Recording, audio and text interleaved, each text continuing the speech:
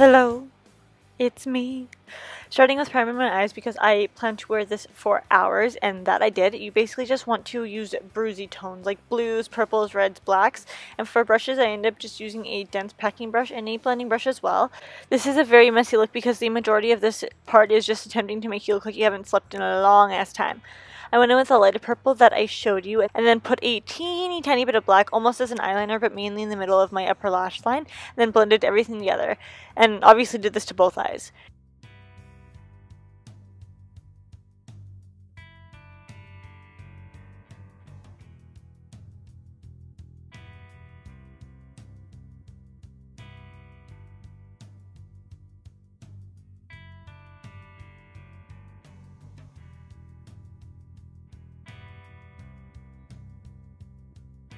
Next up was some cotton rounds and the star of the show, liquid latex. I'm folding the first round of them, sorry, like so, and going to fill a bowl with some liquid latex so I can drown the cotton for their sins.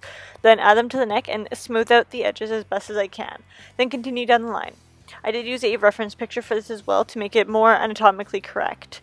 Once I've got my fourth down, I'm making the fifth a little bit bigger and ripping one in half and folding it into two different squares. Adding to the sides as if they are the start of the collarbones. Taking a break from my neck for a sec, and apparently becoming Busta Rhymes over here, I'm breaking out the cotton swabs and unrolling them. Coming in with a disposable sponge. Be sure to use a disposable sponge because you're not going to want to ruin your makeup brushes with this. Can't stress this enough. I'm just adding a medium-sized line of liquid latex down my cheek and putting some rolled out cotton balls on top. Then using the same sponge, I'm drowning that too, again for its sins. Cotton does a lot of sinning apparently. Try to blend it or taper it down into your skin as best as possible, but I know it's really hard, especially with cotton swabs or cotton anything mixed with latex. Once I've got 3 of these down, I'm going to be connecting them with, you guessed it, more cotton latex. I think we might actually be learning something here. I'm going to be using some fake teeth, ones I made myself, not to toot my own horn or anything, toot toot. Applying some spear gum as my adhesive and waiting for it to get tacky and hate me. And then sticking those mother fluffers on top. Disregard the fact that I'm putting 4 of them as close to my mouth as I am. I later decide to take them off because I'm a person and everybody makes mistakes. Going to be using that bowl again and mixing in latex with a bit of flour, just baking flour regular. I'm going to be making some liquid latex paste, and then with a metal weird spatula thing, I'm applying those around my exposed neck bones. Be sure when applying this you start on the skin. You push up against and towards the wound so that the paste gets tapered off away from the wounds, and you'll end up having to do less blending later on, which brings me to my next step.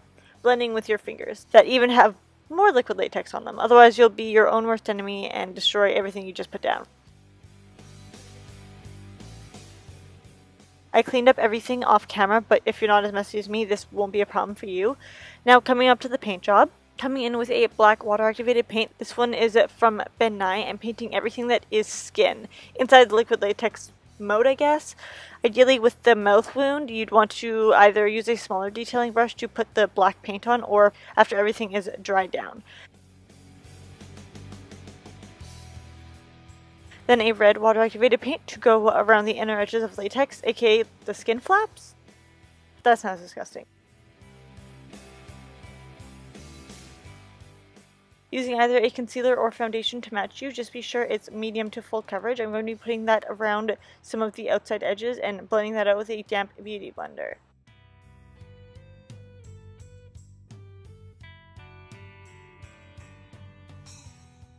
It's time to get bloody.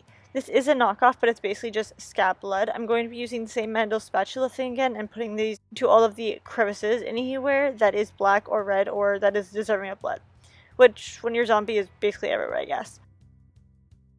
I'm bringing back that concealer and adding some to my lips, which is going to make me look like I've lost a lot of my own blood, which is kind of the look we're going for, obviously, because it's zombie. And now I'm going to get even more bloody. I'm using runny blood, a Q-tip to disperse it, basically just touching it to one spot and letting it drip down naturally.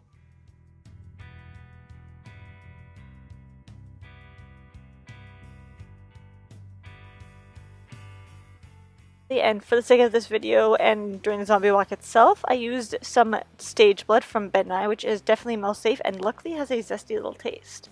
I hope you guys enjoyed this tutorial, and time for the vlog.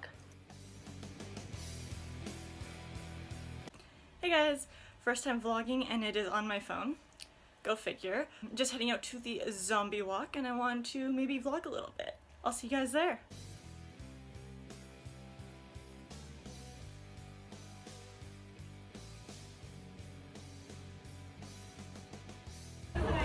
On Robson, here we go.